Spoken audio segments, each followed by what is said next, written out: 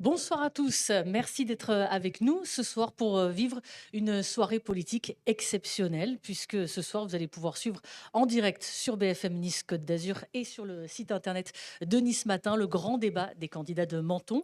Ils sont tous les six présents ce soir dans l'amphithéâtre de Sciences Po Menton, accompagnés d'un public. La salle est bien pleine ce soir, merci d'être avec nous ce soir, vous êtes les bienvenus. Chers candidats, vous allez pouvoir évidemment exposer vos propositions ce soir pendant 1h30. Vous allez pouvoir aussi échanger les uns avec les autres. Et je suis ravie de co-animer ce débat avec Maxime Revello, qui est le rédacteur en chef de l'édition mentonnaise de Nice Matin. Bonsoir Maxime.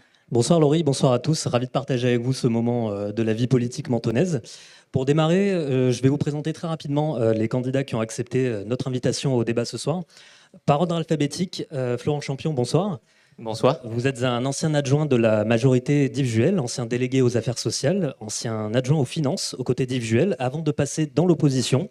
Vous vous présentez pour la première fois aux élections en tant que tête de liste et vous représentez la liste Menton en Action. Merci. Laurent Lancard-Castiel, bonsoir. Bonsoir à tous et à tous. Vous êtes le secrétaire départemental des écologistes. Vous êtes un visage déjà connu des Mentonnais, puisque vous étiez déjà candidat en 2020 à Menton, où vous aviez réuni 7,51% des voix. Vous conduisez aujourd'hui une liste soutenue par un ensemble de partis de gauche, mais pas la France Insoumise. Vous avez insisté là-dessus, on y reviendra. Et vous êtes aujourd'hui à la tête de la liste du Printemps Mentonnais. Alexandra Masson, bonsoir. Bonsoir. Vous êtes la députée de la 4e circonscription des Alpes-Maritimes, dont Menton est la ville-centre, élue une première fois en 2022, puis une nouvelle fois en 2024, après la dissolution. Fonction que vous serez contrainte de quitter en cas de victoire à l'élection municipale pour vous conformer à la loi sur le non-cumul des mandats. Vous êtes la candidate du Rassemblement national et de l'Union des droites pour la République, l'UDR, et votre liste s'intitule Masson pour Menton. Sandra Père, bonsoir. Bonsoir. Vous êtes conseillère régionale, vous êtes une ancienne première adjointe du temps de Jean-Claude Guibal. Vous vous êtes inclinée en 2022 face à Yves Juel à quelques voix près. Vous êtes depuis dans les rangs de l'opposition. Et contrairement à 2022, vous vous présentez aujourd'hui de manière indépendante, sans le soutien des Républicains, et vous représentez la liste Un nouvel élan pour Menton. Émilie Ria, bonsoir. Bonsoir. Alors bien que vous soyez mentonnaise depuis toujours, vous êtes un nouveau visage de la politique locale. Vous êtes la candidate Reconquête, le parti d'Éric Zemmour, qui est venu vous soutenir ici à Menton fin janvier. Et votre liste s'appelle À la Reconquête de Menton. Louis Sarkozy, bonsoir. Bonsoir, cher monsieur. Bien que vous ne soyez pas mentonnais depuis toujours, vous êtes aussi un nouveau visage de la politique locale. Vous êtes soutenu par les partis Les Républicains, Renaissance, Horizon, Nouvelle Énergie et le Modem. Votre liste se nomme Le Renouveau Mentonnais. Et pour commencer, on a une question commune à vous poser avec Maxime et on va vous demander à chacun de répondre en 30 secondes. Je sais que c'est pas forcément évident, on a notre petit chronomètre pour vérifier tout cela et on va commencer par ordre alphabétique. Florent Champion, quelle est votre ambition pour Menton ? Mon ambition pour Menton, c'est que Menton retrouve de la sérénité. Nous sommes toutes et tous d'accord autour de ce plateau pour dire que Menton est une ville merveilleuse, avec des atouts formidables, que nous avons à cœur, je crois, en partage, de renouveler, d'avoir une ambition forte de manière collective. Et j'espère d'ailleurs que ce débat se passera de manière tout à fait démocratique pour éclairer les électeurs sur les propositions des uns et des autres. Merci, monsieur Laurent Lancard-Castiel. Bonsoir. Mon ambition sur Menton, elle n'est pas née d'hier, parce qu'on était là hier, on est là aujourd'hui, on sera là demain. Elle est surtout de remettre les Mentonnaises et les Mentonnais au cœur des décisions municipales, pour faire en sorte que leur quotidien soit plus juste, plus solidaire et plus vivant. Alexandra Masson. Alors écoutez, moi je crois que l'ambition première aujourd'hui pour Menton, et je crois qu'on va tous la partager, c'est du calme et de la sérénité. Les dernières années ont été un peu chaotiques.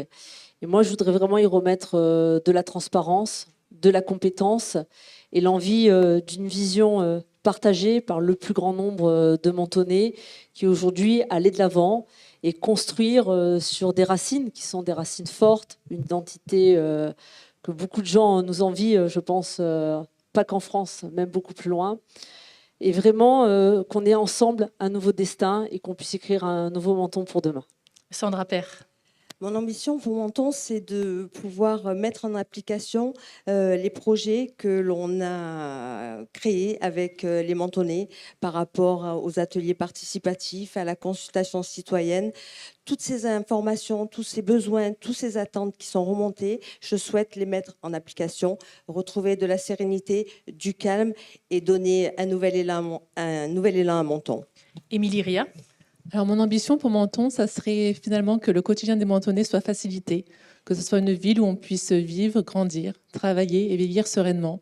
Une ville où finalement le quotidien est plus serein, plus calme et qu'on puisse vraiment avoir un Menton qui est sorti de toutes ces contraintes actuelles. Et enfin, Louis Sarkozy, votre ambition pour Menton? Mesdames et messieurs, merci pour votre présence ce soir. Mon ambition pour Menton se résume en vérité à deux choses. La première, c'est la nouveauté, non seulement que j'essaie d'incarner, mais que mes élus comptent incarner si vous nous faites l'honneur de nous choisir comme liste. Plus de 90% de mes élus n'ont jamais été élus auparavant. Et la deuxième chose, mesdames et messieurs, c'est une ambition à long terme, une vision pour 2050, une vision pour 2, pour 3, voire pour 4 mandats, et en finir avec la politique de chasse-pierre et des rivalités stériles, et enfin porter un nouveau cap et une nouvelle espérance pour cette ville. Merci. Je vous remercie. En plus, vous avez respecté les 30 secondes. On a une personne qui nous montrait les temps juste derrière. Pour évidemment commencer ce débat aussi, on voulait vous faire réagir au sondage qui a été publié sur Nice Matin, sur BFM, sondage Elab et Berger-Levrault. Oui, vous l'avez découvert très récemment. Ce sondage, il nous apprend que Alexandra Masson, vous arrivez en tête au premier tour avec 31% d'intention de vote. Sandra Peire, vous suivez à 17%. Ex aequo avec Laurent Lancard-Castiel. Louis Sarkozy, vous suivez avec 16%, suivi de près par Florent Champion, 15%. Émilie Ria, vous terminez le classement avec 4%. Première question pour vous, Laurent Lancard-Castiel. Vous êtes un peu la surprise de ce sondage avec ces 17%. Le rempart contre le Rassemblement national, c'est vous ? Évidemment, et je pense que dans l'histoire de la gauche et des écologistes, il n'y a eu aucune ambiguïté, il n'y a toujours aucune ambiguïté. Parce qu'effectivement, nous portons un projet clair, et la surprise ne vient pas tellement du score, mais peut-être essentiellement que notre projet est avant tout participatif et qu'on a voulu faire participer l'ensemble des habitants et des habitantes dans une démarche qui est certes innovante, mais qui est exigeante, et que mon équipe est à l'image de la diversité de Menton. C'est pour ça qu'on est probablement la liste qui rassemble le plus et qui, face aux divisions, peut porter une solution et notamment éviter que des idées d'extrême droite puissent aujourd'hui arriver à Menton. Alors, vous vous rassemblez, mais pas la France Insoumise, on l'a évoqué au tout début. Est-ce que vous pouvez nous expliquer la situation avec ce groupe politique? Vous rejetez toute forme de soutien? Non, c'est juste qu'il n'y a pas de groupe de France Insoumise à Menton. Et donc, ils ont décidé qu'ils n'ont pas de candidat et donc pas de soutien. Mais il y a des militants. Il y a des militants, il y a des électeurs qui sont nombreux. Ils ne sont pas les bienvenus sur votre liste ou Mais parmi quand vous? on est dans une logique de rassemblement, l'ensemble des militants et l'ensemble des électeurs sont bienvenus tant ils respectent les valeurs que nous prenons et l'ambition que nous avons pour Menton pour faire de Menton une ville plus juste, plus solidaire et plus vivante. Alors, Laurent Lancard-Castiel, vous arrivez donc en deuxième position avec 17% des suffrages, à ex aequo avec Sandra Peire. Et Sandra Peire, vous aussi, vous avez dit que vous étiez un rempart, le seul rempart à droite pour faire battre le Rassemblement national, sauf que vous n'êtes pas la seule à avoir ce discours au niveau des candidats de droite. Ce soir, à côté de vous, Louis Sarkozy, Florent Champion, est-ce que vous avez un message à leur faire passer? Alors, avant de faire passer un message, juste pour rappel, la troisième hypothèse de ce sondage prouve que je suis la seule candidate qui est en capacité d'être le rempart du Rassemblement national. Donc, je pense qu'il faut avoir cette vision, garder ce sondage en tête. Oui, c'est parce que selon ce sondage, si vous passez le premier tour, que vous êtes au deuxième tour seul face à Alexandra Masson, vous serez celle qui ferait le plus gros score. C'est pour ça que vous nous dites cela. Mais est-ce que vous avez un message à faire passer à Louis Sarkozy et à Florent Champion ce soir? Déjà, le premier tour. Moi, le plus important, c'est d'avoir le maximum de voix au premier tour, de rassembler au premier tour. Et nous envisagerons d'autres stratégies au deuxième tour. Louis Sarkozy, vous aviez dit sur le plateau de BFM Nice Côte d'Azur, Sandra Peire, compte tenu de son calendrier judiciaire, elle ne devrait même pas se présenter. Dans ce contexte-là, est-ce qu'aujourd'hui, vous imaginez pouvoir faire un accord avec elle à la suite du premier tour en fonction des résultats?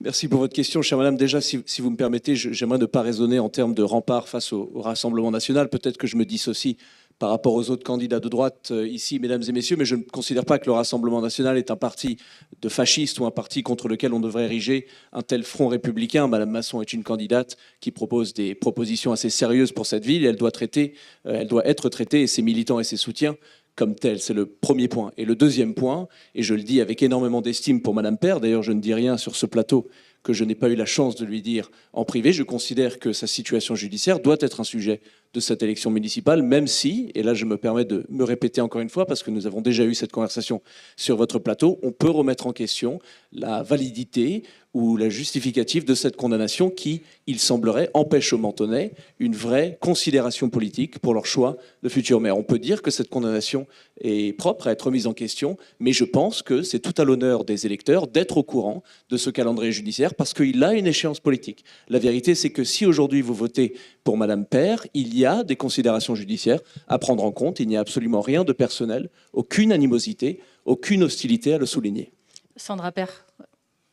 Il y a quelque chose qu'on appelle la présomption d'innocence, quelque chose que vous portez au cœur pour votre papa.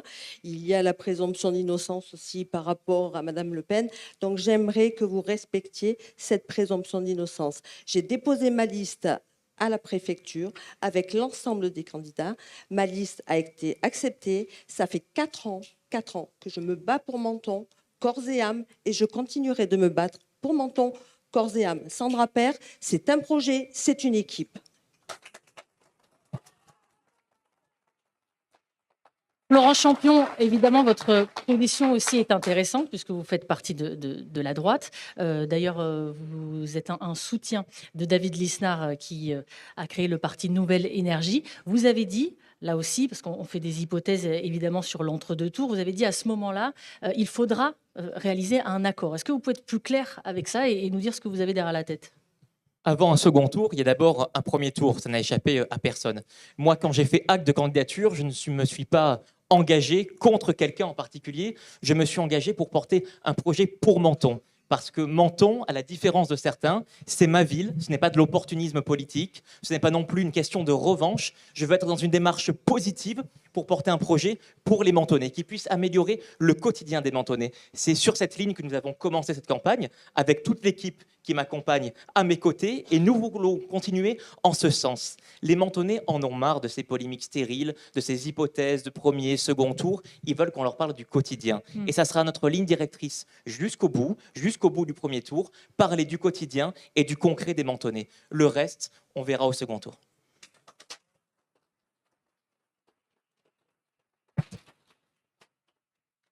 Alexandra Masson, l'un des enseignements de ce sondage, qui a été repris par vos concurrents, c'est que le RN ne fait pas autant de voix qu'auparavant. Votre position par rapport à tout ça, c'est quoi votre sentiment ?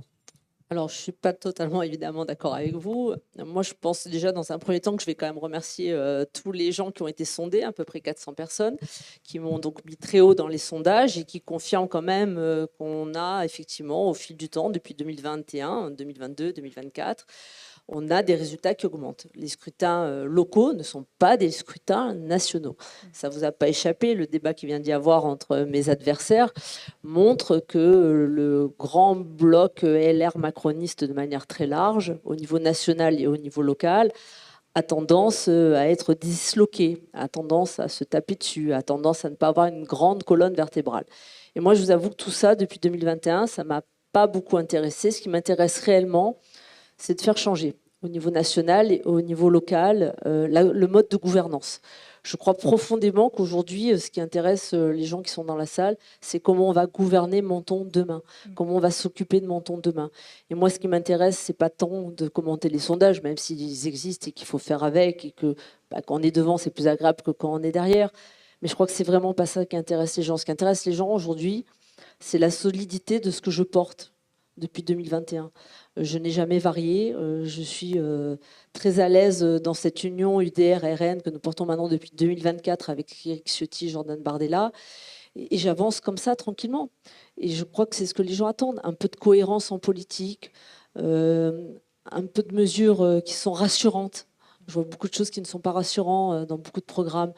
Je pense qu'il y a envie vraiment aujourd'hui de calme, de compétence, de transparence et d'une colonne vertébrale.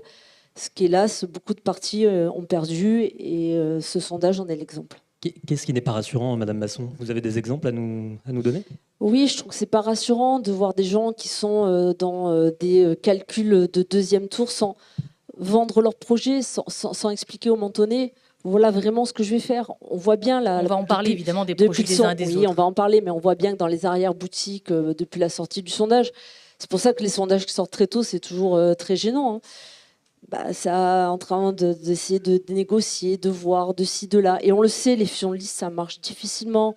On le sait, moi d'ailleurs je l'ai dit, hein, je pense la seule sur peut-être ce plateau, enfin peut-être la gauche, je ne sais pas, mais avoir toujours dit je ne fusionnerai pas au deuxième tour, quel que soit mon résultat, parce que je pense qu'il faut gagner avec son équipe, avec son programme. Je pense qu'il y a des gens dans cette campagne à Menton que je vois sur le terrain depuis des mois. Et aller leur dire en 48 heures, même pas, hein, il faut avoir déposé les listes le mardi à 17h, que chacun d'entre eux vont dégager, excusez-moi, c'est le terme, hein, plus des 3/4 de leur liste pour fusionner ensemble. C'est dur, c'est violent. Et moi, c'est pas ce que je veux pour mon équipe qui me suit depuis 6 mois. Je gagnerai en bloc avec mon programme, mon équipe, ma solidité. Ou sinon, je serai dans l'opposition. Et c'est pas un drame. Vous savez, je suis dans l'opposition depuis 2021 à la région, à l'Assemblée nationale. Et moi, je veux pas trahir mes électeurs. Je veux pas trahir mon équipe. Vous préparez aussi à perdre ces élections, à être dans l'opposition? Pas du tout. Ce que je veux expliquer aux gens, c'est qu'il y a beaucoup de gens qui ne savent pas souvent ce que c'est que d'être dans l'opposition. Alors, il y en a dans cette salle, oui, mais il y en a d'autres qui ne le savent pas. C'est un combat. On y défend des idées dans le local, et puis on y défend des idées à la région, et puis on y défend des idées au niveau national. Moi, ce que je veux expliquer aux électeurs, il y en a beaucoup qui évidemment me suivent, mais à ceux qui n'ont peut-être pas encore fait le choix, c'est que mes idées, elles ne varient pas. Je suis très très droite dans ce que je fais et dans ce que je dis. Et c'est pour ça que je ne dégagerai pas un quart, 25-30% de ma liste pour faire entrer d'autres gens, juste pour le but ultime de gagner ce mandat. C'est ça que je veux dire. C'est pas que j'envisage de perdre. C'est que je veux expliquer à tout le monde que je suis très cohérente et que je ne suis pas là pour faire du dégagisme. Émilie Ria, vous êtes créditée de 4% des suffrages dans ce sondage. Est-ce que vous vous attendiez à cela? Est-ce que vous vous attendiez à plus? Et après, allez-vous demander à vos électeurs de voter pour tel ou tel candidat? Alors, comme vous l'avez dit au départ, je suis un visage nouveau sur la politique mentonnaise. Je porte un projet qui est différent, un projet finalement de citoyenne de Menton, un projet qui se veut sortir un petit peu de ce côté politique très politicien et vraiment représenter finalement les Mentonnais. Donc ça montre quand même qu'il y a des gens qui sont dans cette dynamique-là par rapport au programme et par rapport à la vision que j'ai pour Menton, une vision finalement qui est au plus près des Mentonnais. J'ai construit mon programme en allant à la rencontre des Mentonnais, en allant à la rencontre des associations, des commerçants, pardon. Et voilà, c'est comme ça que je continue à faire jusqu'au bout et c'est comme ça que j'ai envie de porter la vision et une nouvelle voix pour les Mentonnais. Finalement, porter la voix des gens qui n'osent pas forcément s'exprimer non plus. Pouvoir voter pour ces idées et pas forcément contre un candidat. On va parler à présent de sécurité, puisqu'évidemment c'est un thème important de cette campagne. Oui, c'est une question qui est au cœur des préoccupations de nombreux Mentonnais et d'habitants en France. Une question, peut-être un rapide tour de table. Le sentiment d'insécurité, est-ce qu'il est réel ou est-ce qu'il est ressenti, Florent Champion? Oui, effectivement, il y a un sentiment d'insécurité, mais qui, à mon sens, n'est pas lié à la question migratoire, par exemple, mais davantage aux incivilités. Le vrai problème de l'insécurité à Menton, aujourd'hui, c'est l'incivilité par rapport à la multiplication des sans-domicile, par rapport à la multiplication des comportements délictueux sur la voie publique, notamment d'un point de vue routier, par rapport aussi à un défaut de vivre ensemble. Et en ce sens, la dimension sociale est extrêmement importante, et je regrette que nous n'ayons pas eu l'occasion d'en parler autour de ce débat. Il y a beaucoup de spéculations, alors chacun y va de son augmentation par rapport aux effectifs. Nous, la proposition que nous portons, c'est une proposition concrète, une augmentation de 20%. Qu'est-ce que ça veut dire? Franchir la barre aujourd'hui des 40% au niveau des agents de la police municipale. Quand j'entends par exemple Madame Masson... Laurent Champion, quand vous dites 20%, ça fait combien de policiers municipaux en plus? On est aujourd'hui à 33, 34 policiers municipaux à Menton. Le but, c'est d'arriver à 40 pour pouvoir les investir aussi davantage de missions de proximité à travers de l'îlotage, à travers des patrouilles pédestres, pour qu'ils puissent être visibles davantage sur le terrain et répondre aux incivilités. Ce que je veux dire, c'est qu'il ne faut pas faire de la surenchère par rapport aux mesures sécuritaires. Quand on entend Madame Masson, par exemple, proposer une augmentation de 80% de l'effectif de la police municipale pour arriver quasiment à 60 agents, Un policier municipal, c'est pas un scoop, ça a un coût, c'est 55 000 € chargés en moyenne par an. Comment vous financez, Madame Masson, cette augmentation conséquente de la police municipale? Parce qu'à l'échelle d'une année, ça fait à peu près 1 500 000 €. Donc si vous montez aussi haut le curseur de la sécurité, où est-ce que vous allez baisser au niveau du service public au Mentonnais? Est-ce que c'est sur les crèches? Est-ce que c'est sur les solidarités par rapport au repas à domicile pour les seniors? Non, la proximité et la politique de sécurité à Menton doit être de la prévention en lien avec l'ensemble des forces de l'ordre sur de la prévention de la délinquance. Merci. Alexandra Masson, 80% d'augmentation, c'est réalisable ou pas? Mais bien sûr que c'est réalisable, c'est sur la durée du mandat. Donc, Monsieur Champion, je suis désolée, vous avez été adjoint aux finances, mais je pense que vous avez un petit problème avec les chiffres, parce que la somme que vous avez annoncée, sur un an, elle ne correspond à rien, puisque je l'ai annoncé, je l'ai écrit à plusieurs reprises, c'est sur un mandat complet. Mais donc, à la fin de la dernière année, on aura donc bien on laisse l'augmentation correspondante répondre, à celle s'il que vous vous plaît. annoncez. Non, mais il a raison, il parle un peu maintenant, parce qu'il aura peut-être moins le temps de parler plus tard. Alors, très clairement, il faut comprendre que la sécurité, c'est un choix politique. Voilà. Moi, je le fais, ce choix politique, et je l'assume complètement, parce que je suis dans la rue tout le temps, et dans la rue tout le temps, on me demande plus de bleu dans la rue. Voilà, c'est pas quelque chose qui est inconnu des Mentonnais. Quasiment, quels que soient les quartiers, on me demande plus de police. Alors, c'est pas qu'il y a forcément plus d'actes délictueux, et d'ailleurs, de toute façon, s'il y avait des actes délictueux graves, c'est une compétence de la police nationale et pas de la police municipale. Par contre, nous sommes une ville qui a plusieurs reprises dans l'année, parce qu'il y a des gros événements, parce qu'on est dans une ville touristique, parce qu'on est dans une ville à une configuration géographique très escarpée. Nous avons besoin d'avoir une présence policière municipale beaucoup plus forte. Et là où je rejoins quand même ce qui vient d'être dit, évidemment, il y a des actes d'incivilité très, très importants à Menton, peut-être plus qu'ailleurs. C'est comme ça en ce moment, en tout cas. Et puis, il ne faut pas oublier que Menton est une ville... Ben oui, excusez-moi de vous le dire. Hein. Peut-être plus qu'ailleurs en ce moment, à Roquebrune ou ailleurs. J'adore En tout cas. Ah ben ça, c'est pas certain, mais c'est un autre débat. Donc pour vous, c'est pas grave. Je sais que la salle c'est une vraie insécurité, c'est pas un sentiment donc d'insécurité. ça va être rigolo. Alors, très Donc pour clairement, vous, ce que vous expliquez, c'est que pour vous, c'est pas un sentiment d'insécurité, c'est qu'il y a de l'insécurité. il y a de la sécurité et puis il y a un sentiment d'insécurité. Les deux sont très importants. Quand vous êtes une femme et que vous vous sentez plus de rentrer dans certains quartiers de Menton le soir après une certaine heure, faut que vous sortiez dans la rue. Hein. Je vais vous emmener en campagne avec moi. Hein. Vous n'êtes pas assez sortis dans la rue. Alors, ce que je voulais finir votre propos et après on donne la parole à une autre candidate. Ce qu'il faut quand même aussi expliquer, qui est très important. Non, mais c'est pas grave, vous pouvez y aller, c'est le jeu. Hein. Allez-y, il n'y a pas de problème. Je peux même m'habiller en punching ball, j'aurais dû mettre ma veste rouge, il n'y a pas de souci. Ce qui est important que je veux expliquer, c'est que la sécurité, ça doit être un cercle vertueux. C'est pas que du bleu dans la rue, c'est aussi plein d'autres mesures. C'est beaucoup plus de vidéosurveillance, donc ça sera sans caméra sur la durée du mandat, et ça j'y tiens énormément. C'est aussi parce qu'on a un gros problème avec les SDF depuis 2 ans. On va en parler après des SDF. Voilà, j'aimerais donner la parole aussi aux autres candidats. On va laisser parler, mais c'est important aussi de comprendre que la sécurité, c'est pas linéaire. À certains moments, il y a certains problèmes, et puis 2 ans après, il peut y avoir d'autres problèmes. Ce qui est clair, c'est qu'on est dans une ville transfrontalière, balnéaire, dans laquelle il y a beaucoup de passages, dans laquelle il y a beaucoup d'événements, et j'espère qu'il y en aura de plus en plus dans les années à venir, et particulièrement en matière culturelle. Il faut aussi donner la parole aux autres candidats. Donc voilà, c'est pour expliquer que c'est un cercle vertueux, c'est pas une mesure, c'est plusieurs mesures. Sandra Père, vous êtes une femme, vous rentrez du coup le soir à Menton chez vous. Est-ce que vous avez un sentiment d'insécurité? Je rentre à Menton chez moi. Ouais. Alors, moi déjà, je suis ravie.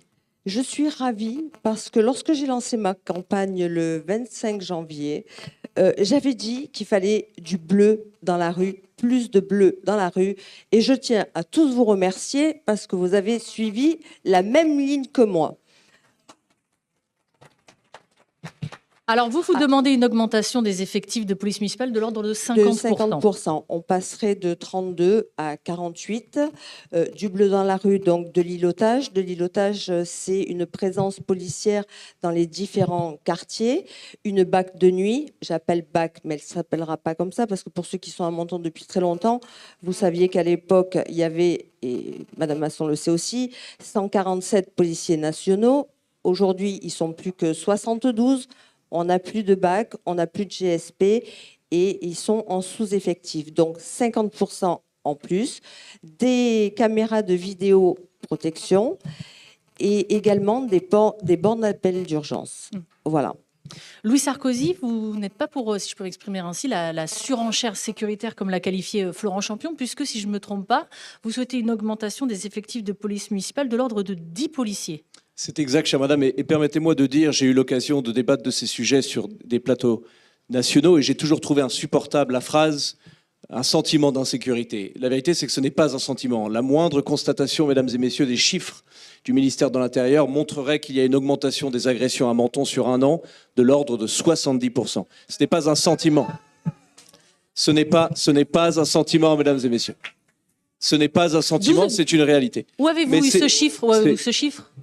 Quelle est la source de celui-ci? Les chiffres du ministère de l'Intérieur sont pleinement disponibles. Il y a aussi une augmentation, je me permets de le dire, des mises en cause, notamment pour les arrestations liées au trafic de stupéfiants. Ceci n'est malheureusement pas un sentiment. Par contre, c'est le rôle de l'élu.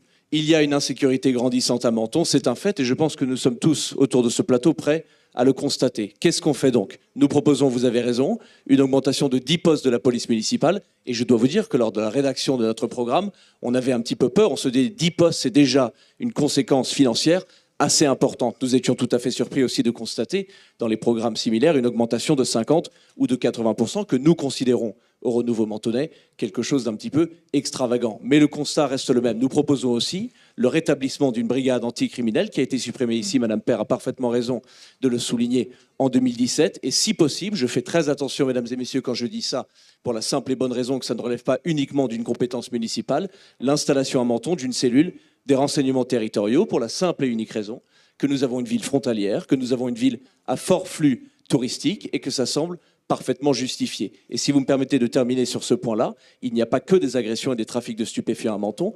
Et le sujet de l'insécurité, c'est aussi le sujet des nuisances sonores. Le jeune, avec un scooter, avec un pot d'échappement modifié, c'est l'incarnation de l'injustice. Nous voulons des sonomètres installés un peu partout dans la ville pour réduire les nuisances sonores et une tolérance zéro face aux incivilités du petit quotidien.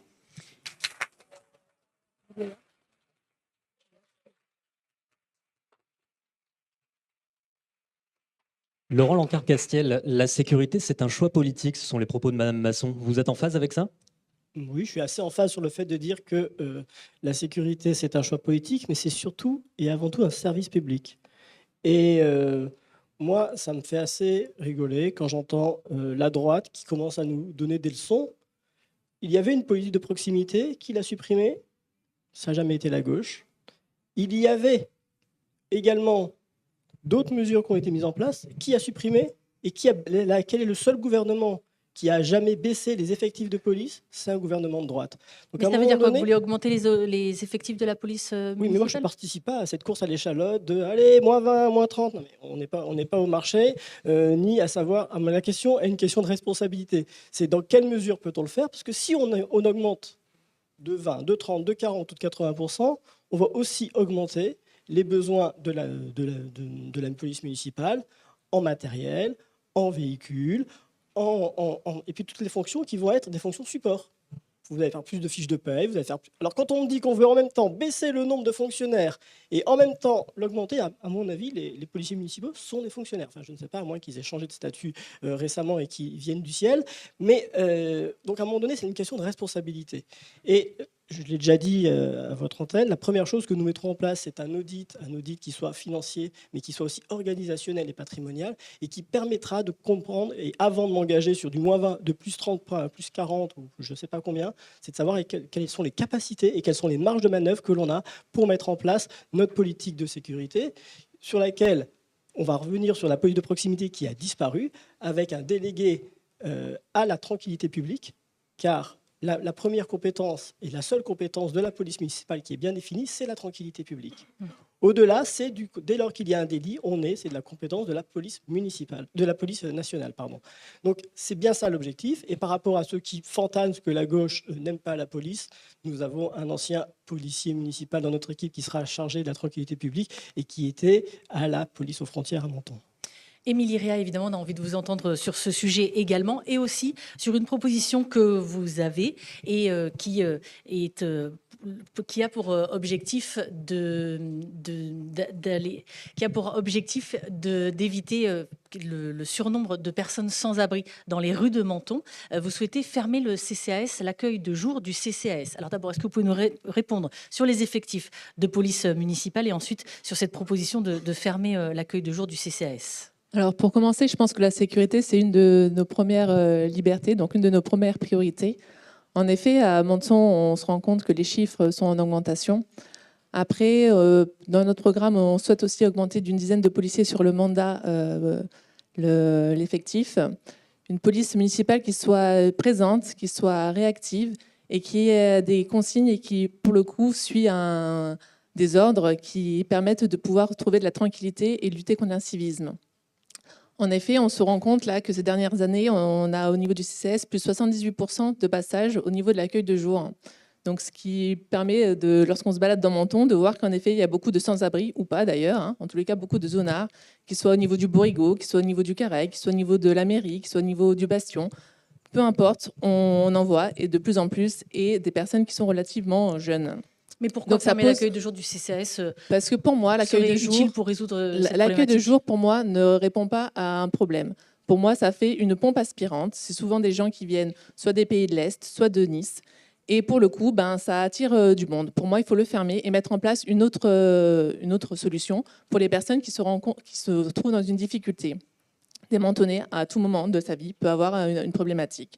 Ce que je souhaite faire, c'est mettre aux priorités le logement. Au niveau national, il y a un plan qui s'appelle le logement d'abord. On met en place un logement et puis tout autour, une cellule qui permet d'orienter les personnes au niveau santé, au niveau social, au niveau de la réinsertion professionnelle. Avoir vraiment une vision plus d'ensemble pour vraiment régler le problème au cœur et pas juste avoir une solution comme ça qui est éphémère. Pour les personnes qui viennent dans cet accueil de jour-là, qui viennent pour prendre une douche ou pour prendre un repas, on peut mettre en place d'autres choses pour les Mentonnais, pour faciliter cet accès-là, mais pas pour l'ouvrir comme ça au tout venant. Ça, c'est vraiment quelque chose qui, je pense, est... On ne peut pas laisser dire ça par rapport à la situation des sans-domicile à Menton et au rôle de l'accueil du jour. Pour connaître un petit peu ces problématiques, puisque j'ai été délégué aux affaires sociales, l'accueil de jour, il est essentiel. Pourquoi ? Parce que justement, il va permettre de maintenir le lien entre les sans-domicile et les travailleurs sociaux, pour mieux aussi les encadrer, les suivre dans leur parcours et travailler à la réinsertion. Vous pensez vraiment, Madame Ria, qu'en fermant l'accueil de jour, vous allez fermer le problème des sans-domicile à Menton ?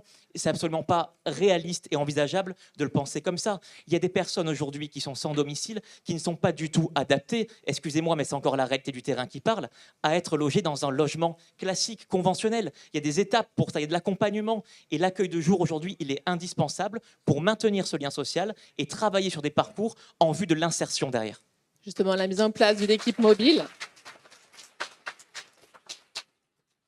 Là où je ne suis pas d'accord avec vous, c'est que la mise en place d'une équipe mobile, justement pluridisciplinaire par rapport à tout ça, pourra répondre à cet enjeu-là. C'est déjà le cas. Non, il n'y a pas d'une équipe mobile qui circule. Il y a des associations qui viennent en aide, ça, certes, qui font des maraudes, ça, c'est sûr. Mais en tous les cas, pouvoir répondre au moment T à une demande précise d'un Mentonné qui a une difficulté, c'est pas ce qui est fait actuellement. Il n'y a pas un logement et toute une équipe qui est faite. Sur les prérogatives de la ville écoutez, du CCAS. je suis allée voir du coup au niveau de l'accueil de jour et j'ai discuté avec les personnes et en effet j'ai vu comment ça se passait et j'ai vu les personnes qui erraient après alcoolisées aussi au niveau du parking, au niveau d'Intermarché et qui créent des incivilités derrière et des dérangements. Allez demander aux Mentonnais s'ils ne sont pas dérangés par cette population qui est dans les rues. C'est la première chose qu'ils disent et qui sont de plus en plus nombreux. Merci. On va écouter l'opinion des autre candidats également. Madame Masson, on vous a vu réagir pendant cet échange. Oui, parce que quand même, il ne faut pas oublier que quoi qu'on pense des SDF, ce sont des êtres humains. Ce sont des êtres humains qui souvent ont de très, très, très grandes difficultés parce que je pense que personne, par choix, par quelques exceptions extrêmement rares, décide de devenir SDF. Donc je vais complètement à l'inverse de cette proposition, vraiment. Je pense que non seulement il faut évidemment laisser l'accueil ouvert dans la journée, mais il faut aussi créer un centre d'accueil de nuit qu'on va jumeler avec un arrêté anti-mendicité agressive. Il faut faire les deux ensemble pour qu'à la fois on puisse permettre par cet arrêté municipal d'avoir une police municipale qui sera en capacité, alors ce n'est pas évidemment une obligation, mais on sait que ça marche très bien dans d'autres communes, de pouvoir les inciter à venir dans des accueils de nuit. C'est une question de santé publique. Il ne faut pas oublier qu'en plus de tout, tous ces SDF, quand ils vont à l'accueil de jour, c'est déjà énorme, mais au niveau sanitaire, ça ne permet pas toujours de pouvoir être, entre guillemets, repérés et peut-être des fois sauvés et réinsérés. Sur 10 SDF, il y a 3 catégories. Il y en a une première qui souvent a des maladies psychiatriques lourdes et qu'il faut repérer, qu'on peut peut-être faire soigner, voire dans certains cas faire interner. Il y a une partie finalement assez faible qui restera peut-être SDF toute sa vie et qu'on ne peut pas laisser à l'abandon dans la rue et tout le temps sans pouvoir aller aux toilettes tout bêtement ou pouvoir se doucher. Et puis il y a une autre partie, et j'insiste énormément là-dessus, de gens qui sont SDF parce qu'ils ont un parcours de vie, les derniers mois, les dernières années, catastrophiques. Perte d'emploi, divorce, plus de logement. On va faire parler aussi les autres candidats. Vous avez beaucoup d'avance, Madame Masson. Et là, souvent, quand il y a tout ce travail dans l'accueil de jour, dans l'accueil de nuit, eh bien, il y a un certain nombre de personnes qu'on peut réinsérer. Et je ne vois pas qui pourrait ne pas avoir envie de réinsérer quelqu'un qui vit sur le territoire et qui, par des parcours de vie difficiles, se retrouve dans cette situation-là que personne n'a envie. Merci. Sandra Perche, je vous voyais également hocher de la tête. Selon vous, il faut également un accompagnement pour ces personnes plutôt que de fermer l'accueil de jour du CCAS ? Alors, je vais être avec Madame Masson, d'accord avec Madame Masson, pardon. Ce sont des êtres humains. On parle d'êtres humains et c'est important. En ce qui concerne l'accueil de jour, il faut absolument le maintenir puisque c'est le seul endroit où ils peuvent se restaurer, se laver. Concernant l'arrêté anti-mendicité, oui, mais vous savez très bien qu'on ne peut pas le prendre sur une globalité parce que c'est interdit. On peut le prendre dans certaines zones, à certaines périodes et certains horaires. Voilà. Par contre, le centre de nuit, il a déjà existé, il a déjà été ouvert à Menton et ça a été catastrophique par rapport aux chiens, à l'alcool. Il faudra mettre en place énormément d'agents, de personnes pour les sécuriser. Ce qui est important, c'est qu'on a l'obligation d'accompagner, de réinsérer et d'aider ces personnes. Il y en a certainement qui vont vouloir, d'autres qui ne vont pas vouloir. Vous savez très bien qu'on ne peut pas les prendre de force, on ne peut pas les amener de force dans un lieu ou dans un autre. Par contre, on peut leur redonner une dignité. Et ça, c'est important. Louis Sarkozy, sur le sujet.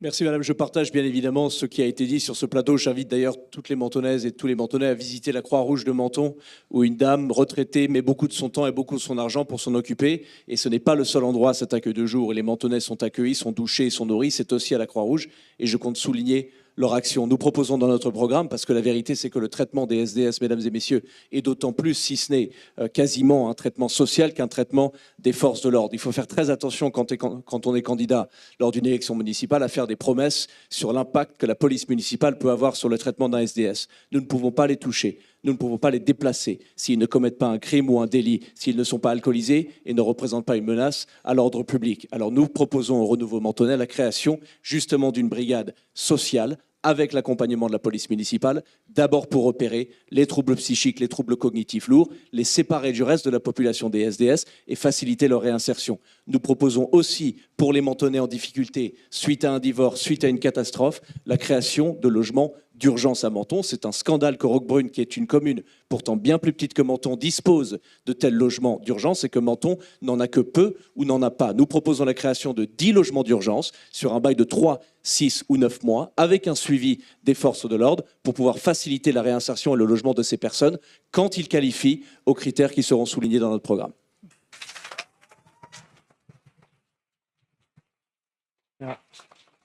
On va écouter Laurent Lancard-Cassiel dans quelques instants. Émilie Ria, vous avez très envie de réagir là depuis quelques minutes. Parce que je ne peux pas laisser dire ou laisser entendre que je considère que ces personnes-là ne sont pas humaines. Alors déjà, ça me fait quand même assez rire parce que ce sujet-là n'a pas été mis sur la table avant que j'en parle. Donc, on voit que maintenant, il y a des choses commencent à sortir. L'arrêté que vous demandez, Madame Masson, anti-mendicité, sera retoqué, parce que déjà rien que le nom, la mendicité n'étant plus illégale, sera retoqué. Madame Ria, c'est totalement légal. Et que pour le coup, non, ce n'est pas légal, puisque ça a été retoqué par plusieurs mairies qui ont essayé de le mettre ainsi comme ça. Je vous invite à aller voir, les gens ils pourront aller voir, etc. Je propose, moi, de faire un arrêté pour le coup, de cession d'occupation abusive et prolongée de l'espace public. Parce que dit comme ça, on peut justement, comme disait Madame Père, pouvoir mettre des secteurs et des horaires spécifiques pour réguler des choses. Après, lorsqu'on dit que les personnes sont souvent des maladies pathologiques, psychiatriques, qui ont aussi des addictions, oui, ma proposition veut prendre en charge ces personnes-là, veut les orienter vers des bons services et des bons secteurs. Ne pas juste les laisser, comme c'est fait actuellement, venir à un accueil de jour où pas grand-chose est fait derrière. Moi, je veux vraiment pouvoir répondre à la solution et à la problématique à la base et pas juste faire croire qu'on les aide. Je veux vraiment les aider et pouvoir apporter une solution efficace et durable. Merci, merci. Monsieur Lancard-Castiel, votre position sur le sujet? Si on ne veut pas que les gens restent dehors, a priori, il faut les mettre à l'intérieur, non? Je ne sais pas. Ça me paraît a priori logique. Je ne sais pas. Moi, je suis assez... Voilà, moi, je suis un ingénieur, je suis assez cartésien, donc j'ai l'impression que c'est une position assez simple. Moi, je pense qu'il faut prendre un petit peu de recul, parce que quand on parle de tout ça, il y a beaucoup de compétences qui ne sont pas municipales. La question de l'accueil de nuit, qui peut être envisagée, n'est pas une compétence municipale. La plupart de l'accompagnement est une compétence de solidarité qui dépend du département. Donc il faut travailler en partenariat avec le département, en partenariat avec les associations qui sont nombreuses et qui participent en faisant des maraudes, en faisant du soutien social, en faisant de l'accueil, à accompagner effectivement les personnes qui sont en détresse. Et pour ça, et pour toutes les questions de sécurité prises au sens large, il y a un dispositif sur lequel on peut être aidé par l'État, qui s'appelle le CLSPD. Donc c'est un espèce de gros acronyme qui ne veut pas dire grand-chose. C'est un centre local sur la sécurité et de la prévention et de la délinquance. Merci. Et cela met en place et met en cohérence l'ensemble des partenaires. Les partenaires départementaux, la police nationale, la police municipale, les partenaires sociaux et la structure que peut apporter la mairie. Et c'est dans ce sens-là que concrètement, on peut avoir une cohérence d'action pour faire en sorte d'aider les plus démunis à pouvoir se réintégrer et en comprenant leurs besoins et en agissant au plus juste dans l'intérêt général. On parlait tout à l'heure de la problématique des policiers municipaux. Beaucoup d'entre vous demandent davantage d'effectifs, sauf qu'on sait qu'aujourd'hui, Yves Juel, le maire de Menton, souhaite également qu'il y ait davantage de policiers municipaux dans la commune, mais il n'arrive pas à les attirer parce que souvent, les logements sont trop chers. On va donc parler du logement pour les actifs. Oui, absolument, vous venez de le dire, il y a un gros problème pour les actifs. Aujourd'hui, un infirmier, un policier, un employé qui travaille à Menton, quelles sont vos solutions pour qu'ils puissent loger en ville? On va peut-être commencer par vous, monsieur Champion. Merci. Il faut bien faire la distinction entre attirer ces publics qui sont essentiels pour la vie de la commune et la question du logement social, qui sont deux choses différentes. Pour attirer ces professions ressources dont nous avons besoin, que ce soit les policiers municipaux, nationaux, mais aussi les professionnels de santé, puisque à Menton, par exemple, vous n'avez plus de pédiatres. Nous avons à disposition un parc municipal de logements, de 109 logements, qui est dans un mauvais état, que nous voulons réhabiliter et que nous voulons flécher pour de la location temporaire, pour permettre à ces professions d'arriver, de venir, de s'installer sur le territoire et après de pouvoir se loger par elles-mêmes. Ça, c'est une des mesures importantes. Sur la question du logement, de manière plus globale, il faut bien entendu encadrer plus strictement les locations saisonnières, type Airbnb, avec un ratio de 1 pour 1. Un logement en Airbnb, au-delà, l'obligation d'avoir une location annuelle pour des actifs mentonnais. C'est facile à mettre en œuvre puisque toutes les locations saisonnières sont déclarées en mairie. Nous devons aussi veiller à améliorer la qualité du logement social avec un dialogue intelligent auprès des bailleurs en ayant la carotte et le bâton de la subvention de fonctionnement qu'on leur attribue pour les opérations nouvelles. Exiger l'entretien des résidences existantes et surtout favoriser la création de logements en centre-ville. Puisque aujourd'hui, nous avons, c'est assez fréquent, des couples qui se retrouvent seuls ou à deux, alors que la situation familiale et personnelle, elle évolue, et qui sont dans des logements de grande typologie, dans des 4 pièces. Si demain, on a la possibilité, à travers de l'offre de logement social en centre-ville, de leur proposer de se rapprocher des commodités et de libérer ces grands logements qu'ils occupent pour des familles mentonnaises, alors ce sera très efficace. Merci. Louis Sarkozy, pour les actifs, dans un premier temps, et le logement social, on y viendra plus tard, mais pour les actifs, qu'est-ce que vous proposez?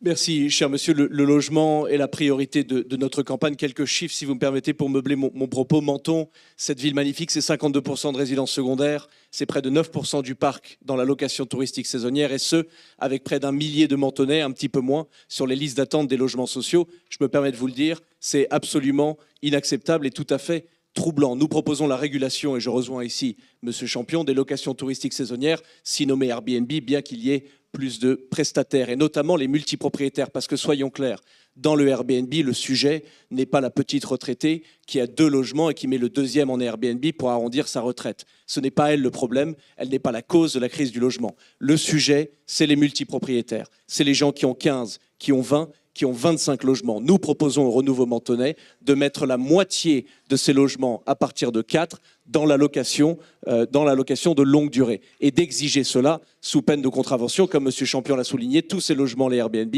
sont déclarés en mairie. Ensuite, nous voulons mettre en œuvre, parce que dès que j'explique cela, les gens me disent on a peur du squatteur, on a peur du mauvais payeur. Et au national, il est vrai, c'est une vraie crainte qui est justifiée. Nous proposons donc que la mairie mette en relation le propriétaire du Airbnb qui redevient la location longue durée avec un médecin traitant, avec un policier municipal, avec un haut fonctionnaire que la mairie a recruté, de fait à minimiser la possibilité que cette personne devienne le squatteur ou le mauvais payeur. Sandra Père, quelles sont vos propositions pour les logements des actifs et pour les logements sociaux? Alors, quelques chiffres, parce que moi, je ne suis pas vraiment d'accord avec certains chiffres. On a à Menton à peu près 30 000 logements. Sur ces logements, 42% sont des résidences secondaires. Sur ces résidences secondaires, 2140 logements sont des Airbnb ou locations saisonnières. Mais on a sur Menton 2200 logements vacants. Ces chiffres, d'où viennent-ils? Comme il y a une petite bataille de chiffres entre les uns et les autres. C'est INSEE et de l'Office de Menton. Voilà.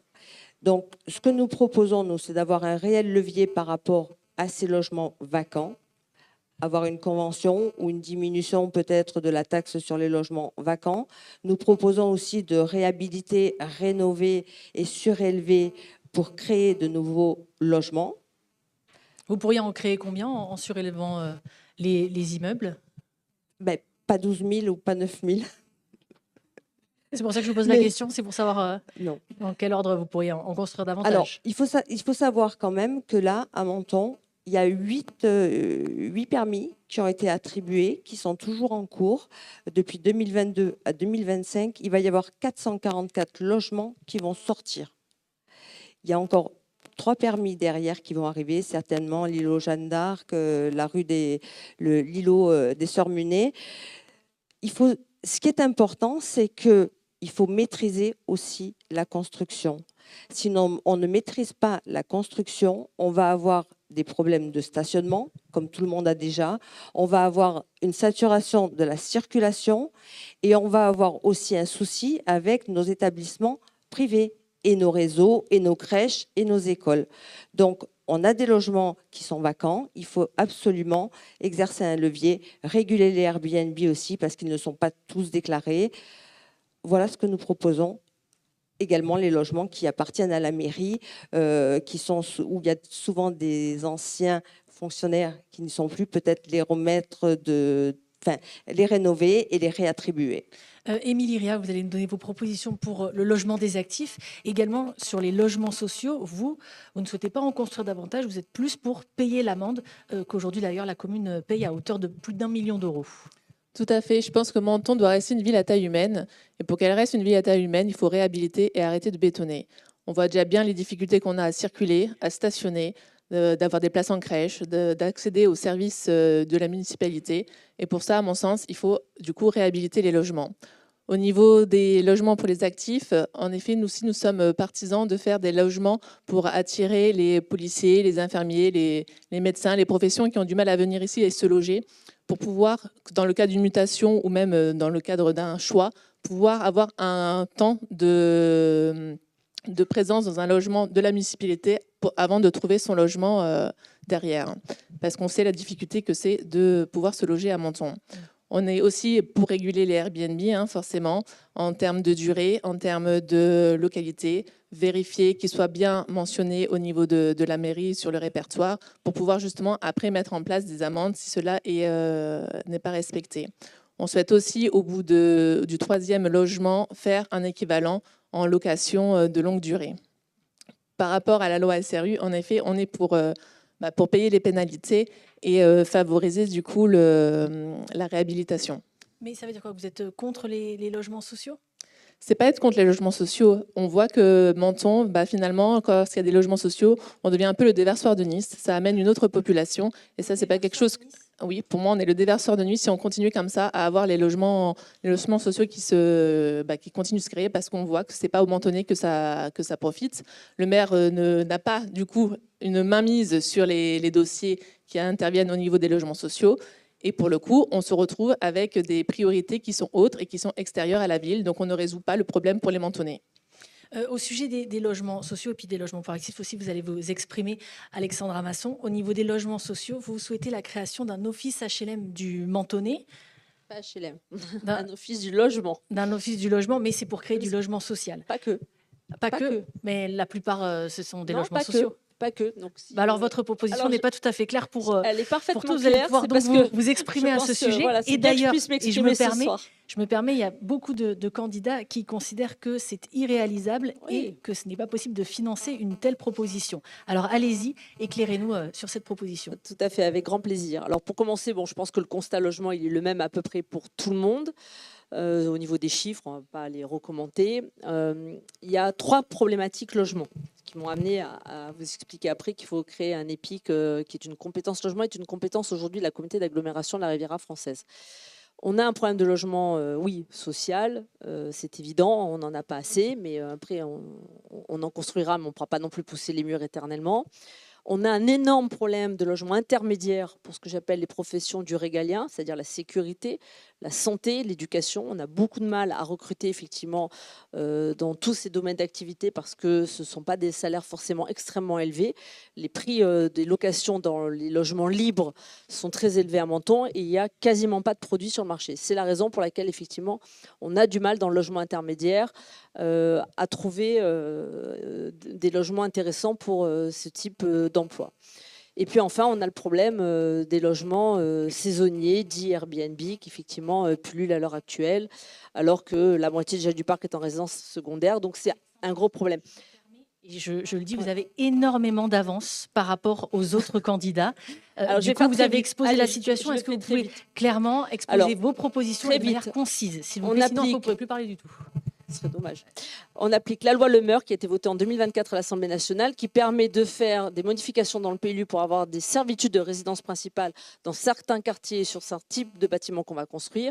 Évidemment, je ne reviens pas, je pense que sur le Airbnb, tout le monde a compris, on appliquera la loi Le Meur puisque c'est ça que d'ailleurs j'avais voté en 2024. Et puis je crée un EPIC. Alors cet EPIC, contrairement à tout ce que j'entends depuis maintenant quelques semaines, il est tout à fait réalisable. Il n'y a aucun texte en France qui dit qu'il faut un minimum de logement pour créer un EPIC. Et l'avantage d'un EPIC par rapport à un OPH communautaire, c'est qu'on pourrait y faire tous les types de logements. On pourrait y faire du social, on pourrait y faire de l'intermédiaire, on pourrait y faire du logement senior, on pourrait y faire du logement étudiant. Et c'est ça qui est très important. Et on pourra de manière plus cohérente répartir effectivement sur la CAF, comme c'est déjà un tout petit peu fait actuellement, où il y a un plan du logement. Mais là, on aura vraiment un outil. Et cet outil, il ne coûte rien du tout aujourd'hui. C'est en fonction de ce qu'on y mettra dedans et des projets qu'on fera au fur et à mesure qu'on va le remplir, y compris par des conventions de gestion avec, pourquoi pas, d'autres organismes sociaux. Ça se fait, ça ne coûte pas très cher, mais ça nous permet pour que les spectateurs comprennent que c'est nous qui allons attribuer les logements dorénavant et c'est plus les organismes. Excusez-moi, mais on ne peut pas laisser dire des mensonges comme ça. Même si vous créez cet office par miracle, Madame Masson, vous serez aussi contrainte par la loi Duralex, Sedlex. Vous aurez toujours l'application du contingent préfectoral, Eh bien non, avec la les loi Choc 30%, vient d'être votée avec au les Sénat, 30% dans du lequel DALO. il n'y est plus. Vous avez un exemple très concret de l'application, Monsieur Madame Champion, Masson. il faut Vous regarder avez les lois qui Habitat passent à 06. l'Assemblée et Habitat au Sénat. 06. Champion qui Habitat agit. 06, Vous c'est dites n'importe quoi. l'opérateur du conseil départemental. Aujourd'hui, Habitat 06, après 20 ans de création, il contrôle 2000 logements, 2000 logements sociaux. Il est aujourd'hui endetté à hauteur de 261 millions d'euros, avec des frais de fonctionnement Pourquoi? extrêmement Vous pouvez expliquer élevés, pourquoi, monsieur avec 1 Champion, il est 600 000 endetté? euros Vous pouvez de frais de expliquer pourquoi? personnel. Cette stratégie, elle est Monsieur inopérante. Champion, Parce que expliquez pourquoi derrière, il est Attendez, endetté. vous n'arriverez on va laisser s'exprimer. derrière, On laisse s'exprimer. vous n'arriverez jamais à avoir l'acquisition de tous ces logements. C'est absolument impossible, à moins de vous endetter Vous pour les dites dizaines n'importe de quoi. générations. C'est Vous absolument dites n'importe impossible. quoi, hein. Donc, s'il vous plaît, dites n'importe proposez quoi. des logements, proposez des Vous dites solutions, n'importe mais arrêtez quoi. de mentir. Vous dites, Monsieur- non, mais c'est- monsieur il faut Lancarcassel. quand même le dire. c'est Alexandra n'importe Masson, quoi. je vous l'ai dit, vous avez beaucoup d'avance. On va écouter les autres candidats. Se calmer. Alors, on n'est pas. Moi, je suis pas. On va prendre un peu de recul.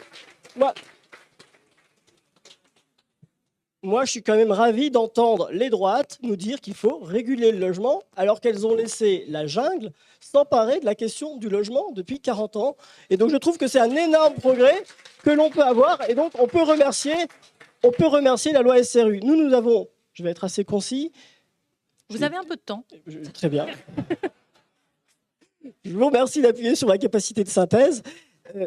Nous avons une proposition simple, c'est qu'il faut mettre en place un projet global qui s'appelle de construire la ville sous la ville, et c'est ce qu'on a entendu. C'est ce qu'on a entendu en partie avec la question des surélévations quand c'est possible, et c'est une question de pouce-pouce. C'est-à-dire que vous avez par exemple entre deux immeubles qui vont faire 5 étages, un immeuble où il va n'y en avoir que 2, et donc ce qu'il faut faire, c'est qu'il faut pouvoir récupérer cet endroit-là, construire pour qu'on remette à niveau et qu'on arrive aux 5 étages, en continuité donc, du PLU.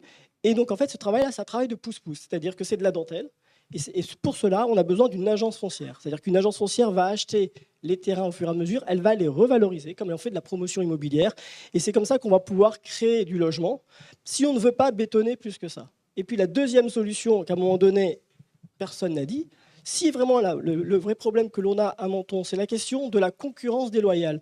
De la concurrence déloyale entre les résidences secondaires et les logements principaux. Parce qu'effectivement, quand vous avez la possibilité de vous acheter une résidence secondaire à Menton, c'est que vous n'avez pas les mêmes capacités que quelqu'un qui travaille, même s'il a des revenus corrects. Donc pour combattre cette question de la concurrence déloyale, c'est quelque chose qui est simple. Et le seul moyen, c'est de se dire que dès lors qu'il y a une résidence secondaire qui est remise sur le marché, il y a un droit de préemption qui est fait pour ça, que la ville peut activer pour à un moment donné reprendre. Alors ça, évidemment, c'est beaucoup plus complet, ça a un coût, mais la question c'est quel est le coût? Est-ce que c'est le coût que l'on doit avoir pour que nos enfants et nos petits-enfants puissent vivre chez eux? Ou est-ce que l'on doit dire que ça a un coût et qu'on ne fait rien et qu'on laisse du coup des résidences secondaires remplacer les logements principaux? Sandra Père, vous vouliez réagir? La principale objectif, c'est de pouvoir loger, que Menton puisse loger ses enfants et ses travailleurs et ses travailleuses. Et donc pour ça, il faut mettre les moyens qui conviennent. Sandra Père, on vous laisse réagir. Il fonctionne? Ah oui. Préempter, c'est quand même assez délicat. Il faut que les finances de la ville soient en capacité de pouvoir acheter. Par contre, ce qui est important, c'est que lorsque vous discutez dans la rue avec des jeunes couples, jeunes ou moins jeunes, des intermédiaires qui vous disent « Madame Père, je suis trop pauvre pour acheter, je suis trop riche pour aller dans un logement social ». Une solution qui est intéressante et que je mettrai en place, c'est les primo-accédants. Ce qui va permettre à ces jeunes couples ou moins jeunes de pouvoir avoir un mètre carré à 3 500 € plutôt qu'à 5 000 € et de pouvoir vivre dans leur ville. Alors le logement, c'est évidemment une thématique qui est très concernante. Et on va en passer à une autre parce que le temps passe, évidemment. Alors très rapidement, et après j'aimerais qu'on parle de la circulation parce que tous les Avec Mentonnais plaisir. sont concernés En par quelques cette secondes, chère problématique. madame, juste pour terminer sur quelque chose, et je pense que la majorité des candidats ici me rejoindront, beaucoup de choses ont été dites sur le logement. Je trouve qu'il y a un aspect, mais non seulement à Menton, mais aussi sur la politique nationale du logement qui n'est que peu conversé, qui n'est que peu couvert, c'est le beau, le rétablissement de l'esthétique. J'ai emménagé à Menton il y a 1 an et demi, je suis un néo-mentonnais, pardon de vous l'apprendre ce soir si vous ne le saviez pas, au cas où, mesdames et messieurs. Et la première chose qui vous marque quand vous emménagez ici, c'est que cette ville est sublime. Et quand on se balade dans les vallées et qu'on voit la construction de ces immenses briques bétonnées, on se dit qu'on a perdu quelque chose. Le philosophe M. Scruton parlait de la nécessité de rétablir l'esthétique dans les constructions. Au Renouveau Mentonnais, nous voulons favoriser les petites constructions avec des matériaux nobles. Les bâtiments, nous les construisons, mais au fil des siècles, c'est eux qui nous construisent. Nous voulons que le beau, que l'esthétique soit une exigence des nouvelles constructions au fur et à mesure de l'évolution du mandat. On va parler de la circulation à présent. Et à ce sujet, c'est intéressant puisque vous avez... vous m'entendez pas? Vous avez... Je peux parler plus fort. On n'a pas du tout entendu. Est-ce que là, ça fonctionne davantage? Bon, c'est parfait, merci beaucoup à la régie en haut. Concernant la circulation, vous avez, pour un certain nombre d'entre vous, la même proposition, c'est celle de construire des parkings relais en périphérie de ville. C'est votre cas, Sandra Père, c'est votre cas, Émilie Ria, vous aussi, Florent Champion, et vous aussi, Laurent Lancard-Cassiel. Et à ce sujet, vous avez dit, on m'a copié. Pourquoi pensez-vous qu'on vous a copié Tout à ce sujet?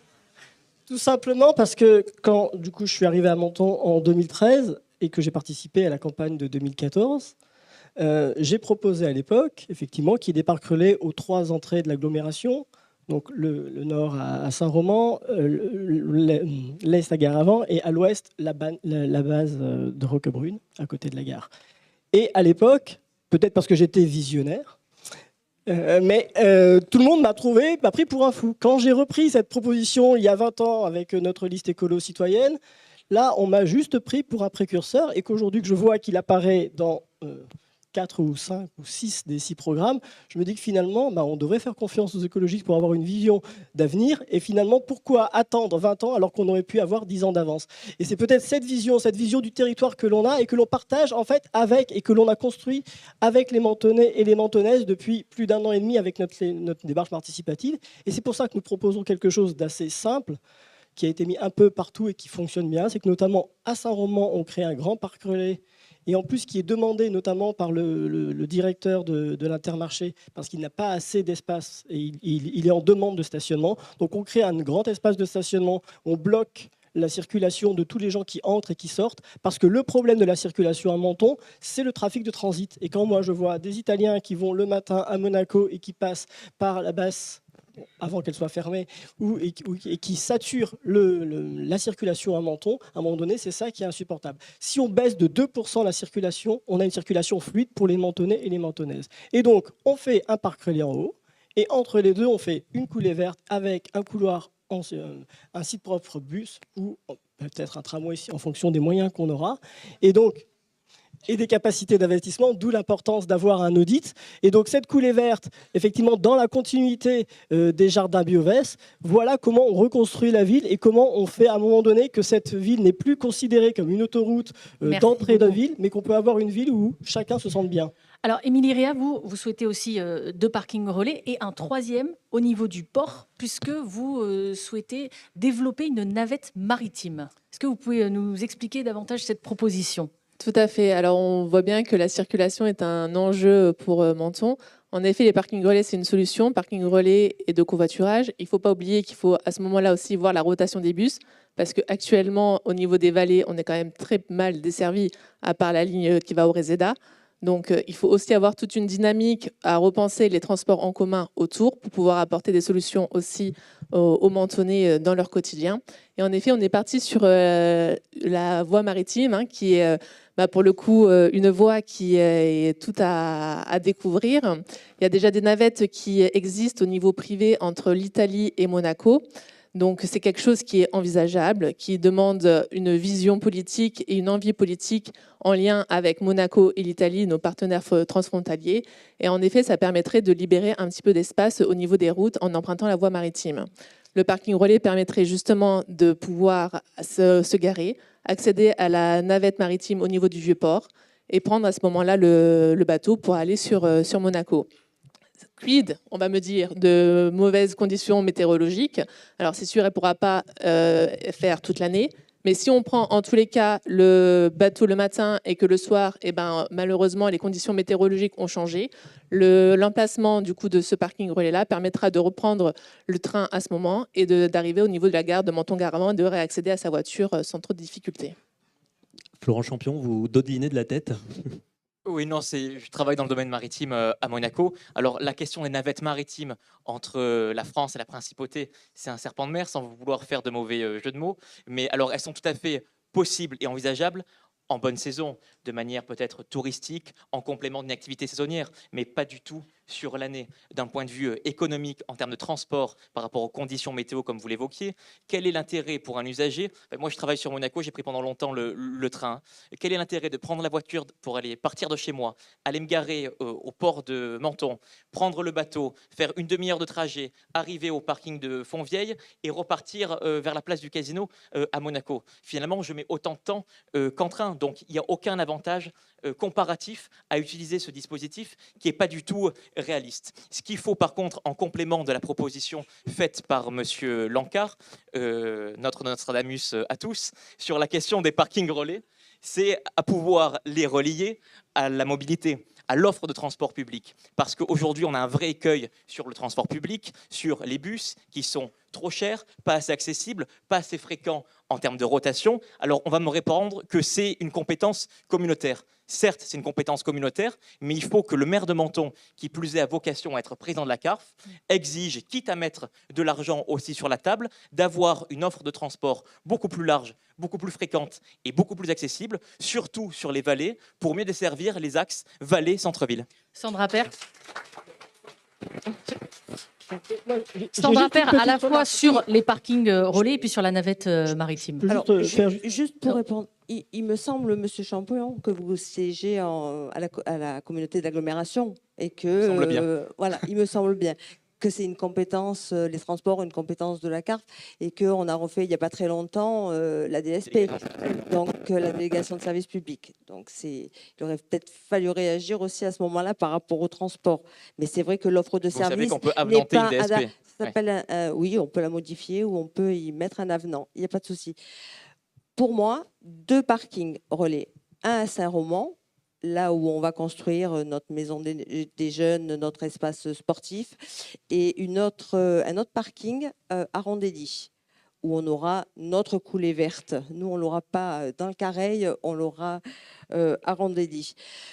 J'habite dans le Careil. Vous dites ça parce qu'il y a une proposition d'un candidat qui souhaite qu'il y ait la coulée verte sur le Careil. Sur le Careil, oui, sur le Careil. J'habite dans le Careil. Je suis confrontée tous les matins et tous les après-midi, quand je rentre, au même problème de circulation. Donc, les parkings relais vont nous permettre de pouvoir désengorger le centre-ville. Donc, il faut augmenter l'offre de bus par rapport à la circulation. Nous, ce qu'on souhaite, c'est désengorger le centre-ville en modifiant le sens de circulation de la rue Henri Gréville, pour une première. Ensuite, il faudra faire une étude globale de la circulation à Menton. Le fait de désengorger le centre-ville à la hauteur du pont de chemin de fer de Careil, en installant un rond-point, va permettre de fluidifier la circulation, d'enlever le feu rouge qui est à ce niveau-là et d'enlever aussi l'autre feu rouge au-dessus, ce qui nous permettra d'avoir une circulation beaucoup plus fluide et de désengorger le centre-ville. Louis Sarkozy, à ce sujet, les parkings relais, comment améliorer et fluidifier la circulation à Menton? Quelle est votre position? C'est effectivement un sujet, chère madame. Il y a un sujet avec les parkings relais et notamment un sujet avec les parkings de dissuasion, c'est que les gens jouent le jeu. Ils vous écoutent quand vous vous garez en dehors d'une ville, ils montent dans vos bus si vous avez des voies de bus. Mais si vous les contraignez à mettre dans un bus, c'est-à-dire à abandonner leur climatisation, à abandonner leur musique, à abandonner leur véhicule personnel et ensuite d'arriver dans un de vos bus et d'être dans les bouchons, les gens ont tendance à ne pas adhérer à votre proposition. C'est la première chose. Deuxièmement, il est vrai que la navette maritime, c'est une idée qui a été moult répétée ce soir et d'ailleurs par le passé. Il y a une faisabilité pour certains événements touristiques. Nous proposons le lancement d'une étude de faisabilité et peut-être pour certaines périodes de l'année, mais pas plus que ça. Un petit point, si vous me permettez, parce que j'entends la proposition de Madame Père, qui s'entend tout à fait, de terminer ce feu rouge-là. Mesdames et messieurs, rassurez-vous, pas de grande déclaration sur les feux rouges ce soir. Voilà. Je tenais à vous rassurer personnellement. Vous gardez les feux rouges à Menton, si vous êtes maire. Nous allons, pardon si je risque de vous choquer, nous allons garder les feux rouges et les lignes blanches à Menton. Mesdames et messieurs... Contrairement Non, mais à je ce qui... recontextualise tout de même, c'est parce que lors d'un édito sur une chaîne nationale, Exactement. vous avez J'ai- exprimé j'ai- l'idée selon laquelle il pourrait être intéressant d'enlever toute signalisation routière dans certaines Si- villes et même si dans vous le me pays. permettez- Je recontextualise. Merci C'était pour dans le votre... cadre d'un édito. Permettez-moi de recontextualiser votre recontextualisation, chère madame. Pour la simple et bonne raison, je parlais, mesdames et messieurs, c'est un sujet fascinant, malheureusement, qui se prête facilement à la caricature, et j'en ai bien évidemment ma part de responsabilité. La thèse d'un urbaniste hollandais très connu, M. Manderman, qui dans les années 70 a prêché une simplification de la signalisation routière qui, il semblerait, ait des avantages bénéfiques. Mais, qu'on soit parfaitement clair, sur Menton, ce n'est pas dans mon programme municipal pour une raison simple. Cette proposition a été portée lors d'un débat d'idées national et non pas pour la constitution d'un programme Juste municipal. pour que ce soit très clair, il pourrait y avoir tout de même une expérimentation à Menton ou pas à ce Non. sujet, si vous êtes élu? Non, chère madame, ma volonté sur cette chronique et sur ce débat était justement de susciter l'idée. Il est vrai que quand nous étudions les résultats, notamment à Drachten en Hollande, notamment à Bomt en Allemagne, notamment en Écosse, notamment en Italie, où la grande méta-étude a été faite sur les résultats de cette méthode, il y a eu des effets bénéfiques, des effets positifs, mais ce n'est pas dans notre programme municipal pour la simple et bonne raison que les enjeux à Menton n'est pas une accidentologie poussée, mais c'est des flux bien trop importants. Nous proposons d'ailleurs, parce que j'entends la proposition de Madame Père sur la suppression de tel ou tel feu rouge ou sur le changement de sens et de circulation de telle ou telle rue. Le problème avec ça, Madame Père, il est assez simple en vérité. C'est que toutes les études de circulation montrent que nous parlons de systèmes fermés et que si vous touchez à un feu rouge ou à une voie ou à une place de stationnement, vous pouvez hasard ailleurs dans la ville. C'est pour ça que nous proposons une grande étude de circulation. Il y a des cabinets qui font, ce sont des cabinets professionnels, ça prend quelques mois, ça coûte un peu d'argent. Nous pensons que c'est un investissement qui est parfaitement justifié, avec des capteurs un peu partout dans la ville, qui vont nous permettre d'avoir des recommandations sur la totalité de la commune, et pas seulement sur le centre-ville, pas seulement sur une vallée. Enfin, une solution à long terme, à l'échelle de cette commune, qui marchera non pas pour un mandat, Merci. mais pour les 50 ou les 60 prochaines années. J'aimerais maintenant vous faire réagir d'un mot, Sandra Père, parce qu'il y a une actualité importante aujourd'hui sur laquelle j'aimerais vous faire tous réagir.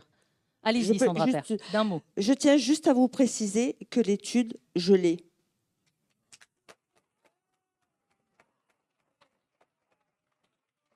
Nous attendons, Madame Père, son partage avec grande impatience. Mais avec plaisir. Moi, je ne serai pas la McKinsey de Menton.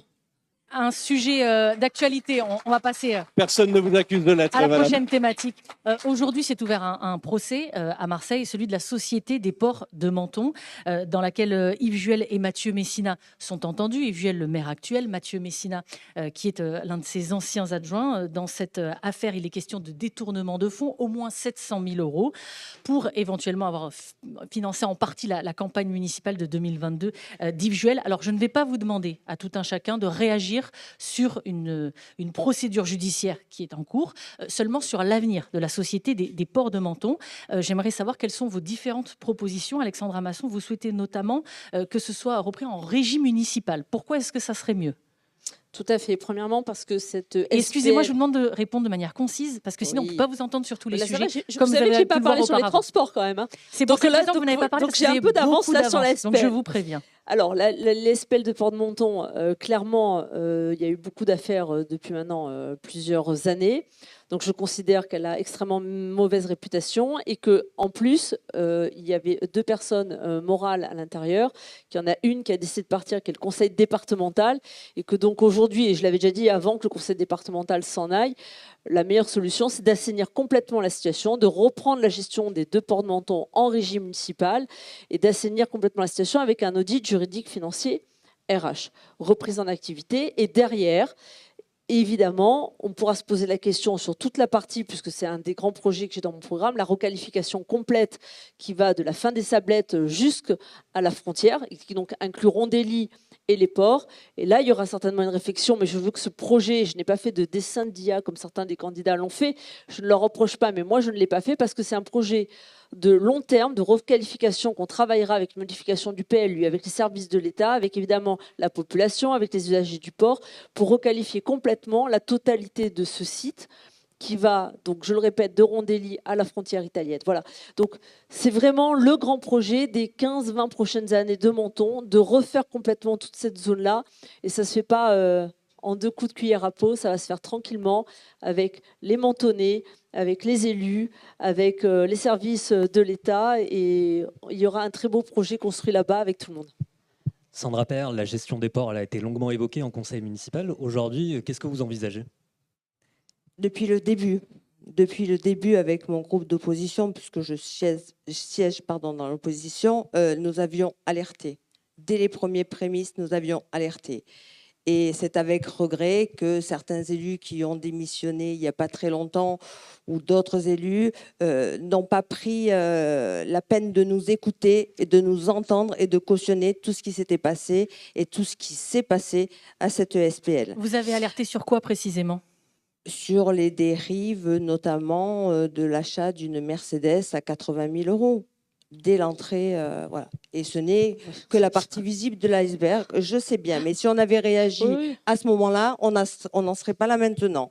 Ça, c'est la première chose. Moi, je suis pour le maintien d'une ESPL, de la société publique locale. Pourquoi? Parce qu'elle permet, quand elle est bien gérée, quand on a les bonnes personnes à la bonne place, avec les bons salaires qui conviennent, elle permet d'être plus active, d'avoir une facilité de réaction plus rapide.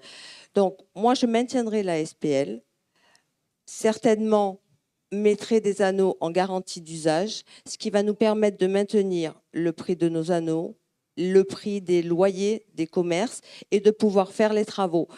Hier, j'ai vu quelques élus qui sortaient de la SPL et qui me disaient c'est un outil qui est très rentable si on sait le manager, si on sait bien le gérer. Donc, je maintiendrai la société publique des ports.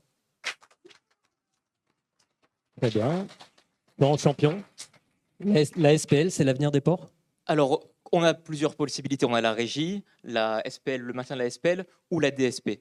Je suis contre la régie. Pourquoi? Parce que d'un point de vue administratif, c'est beaucoup plus lourd. La reprise des ports, avec tous les agents que ça concerne, qui ont des conventions collectives beaucoup plus intéressantes et avantageuses que la fonction publique, avec la difficulté aussi derrière pour les mises en œuvre de travaux qui sont très importants et qui sont chiffrés entre 25 à 30 millions d'euros. Donc c'est un coût qui est extrêmement important. La SPL me paraît être une meilleure solution parce qu'elle permet d'avoir cette facilité du privé avec la vision stratégique qui est conservée par la ville.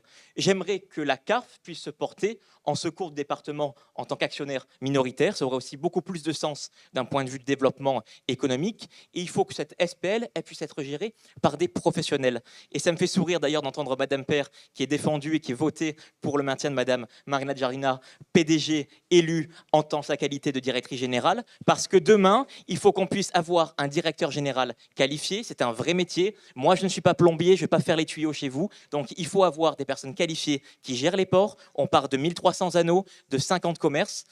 La professionnalisation de la SPL et surtout la mise en œuvre aussi de garanties d'usage. Alors, c'est quoi une garantie d'usage pour que les auditeurs et les auditrices nous comprennent?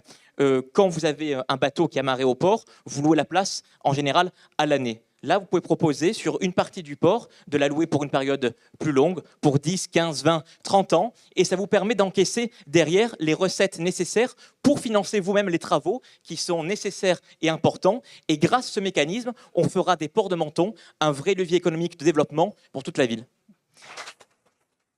Louis Sarkozy, à ce sujet, régie municipale, on garde la SPL. Merci, chère madame. Premièrement, sur la régie, je rejoins totalement Monsieur Champion et l'impossibilité, il me semble, en vue des rénovations nécessaires. Un peu de contextualisation, si vous me le permettez. Le port de Garavan, particulièrement, est dans un état absolument désastreux. Les quais sont en train de s'effondrer. La digue nécessite près de 15 millions juste pour sa rénovation. Et l'infrastructure électrique, je pense qu'il y a des plaisanciers ici ce soir présents parmi nous, saute tous les jours, si ce n'est tous les 2 jours. La vérité, c'est que le port de Garavan est une perle. Le port de Garavan a un potentiel économique absolument immense pour l'avenir de cette ville, son avenir économique, son avenir touristique et pour la santé de ses plaisanciers. Il faut le rénover, qu'on soit parfaitement clair. Nous proposons aussi au Renouveau Mentonnais le système des droits d'usage pour la simple et bonne raison que ça vous permet une entrée de cash immédiate pour financer ces rénovations qui sont nécessaires. Il est vrai aujourd'hui qu'avec ces 25 et ces 35 millions en régie, c'est quasiment impensable. Un dernier point, si vous me le permettez, il semblerait que ce port non seulement soit une chance pour cette ville, mais aussi, et je pense que nous allons en parler tout à l'heure, pour la redynamisation du quartier de Gare-Avant en général. On a l'impression, quand on emménage à Menton, et je parle par expérience personnelle, que Gare-Avant est en vérité une autre commune, et que la ville, de par ses animations, de par ses commerces, on a l'impression qu'elle s'arrête au quai Bonaparte, et que Gare-Avant est un quartier qui dort. Nous voulons, au Renouveau Mentonnais, redonner vie à ce quartier, par la redynamisation du port, par sa rénovation, par l'ouverture de l'hôtel 5 étoiles, par la résolution du conflit avec les plages privées. Ainsi, On va en parler de cette ouverture. Ainsi, nous allons redonner à ce quartier la vie qu'il mérite et en faire une part pleine et entière de la ville de Menton. Laurent Lancarcassiel, on ne vous a pas trop entendu sur ce sujet. Quelle est votre position? On m'a pas entendu, mais on va m'entendre si vous voulez, il n'y a pas de problème. Dès qu'on me donne la parole, je la prends volontiers. Et je suis... En amont de ce débat, hein, c'est Oui. l'objet de ma question. J'en suis ravi parce que, vous allez dire que je refais toujours l'histoire, mais en 2014, il y avait un projet qui s'appelle Du Pian à la mer, en coulée douce, et qui proposait... Non mais c'est bien, je suis ravi que tous mes amis reprennent du coup mes propositions. Donc, ce projet-là, en fait, il disait qu'à un moment donné, on a ce magnifique parc du Pian et ses jardins d'exception, dont on parlera peut-être dans d'autres affaires qui vont sortir bientôt. Ah oui, parce que là, il y a le jugement correctionnel.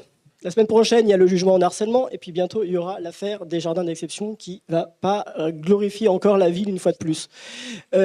Donc, par rapport à ça, c'est ce que nous proposons. Donc, cette question-là, et quand j'entends qu'on va faire une grande zone d'aménagement sur Menton, ça tombe bien parce que c'était déjà une proposition qui a été faite en 2013, puis en 2014.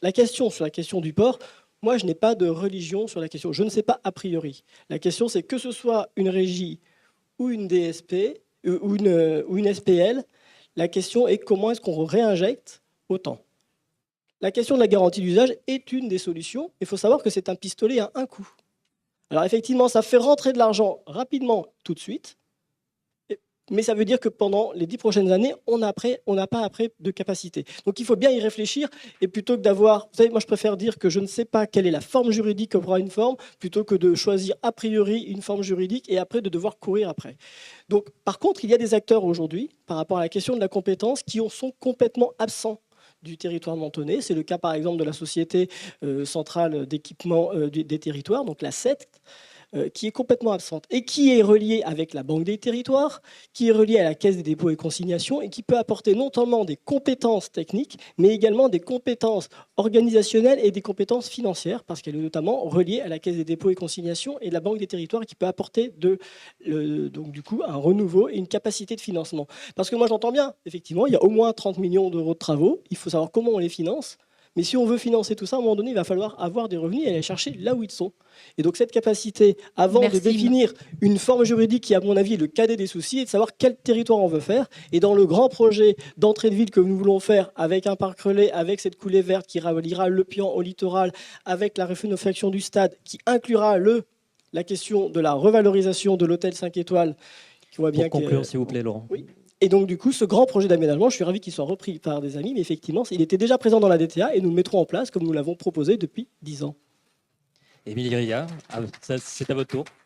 Alors moi, j'ai mis au cœur de ma campagne le port, parce qu'en effet, c'est un centre vraiment important pour Menton. Alors la proposition que je porte, c'est de mettre le port de Gare-Avant en DSP. Pourquoi en DSP? Parce qu'en effet, il y a énormément de travaux à faire. Et pour le coup, la mairie actuellement n'a pas les moyens de pouvoir injecter autant d'argent. La DSP permettrait quoi? De moderniser rapidement le port, de pouvoir rendre le port beaucoup plus attractif et de récupérer les usagers qui sont partis. Cette décision, je ne l'ai pas prise seule. Je suis allée voir la capitainerie, je suis allée voir les usagers, je suis allée voir les commerçants, j'ai discuté avec eux.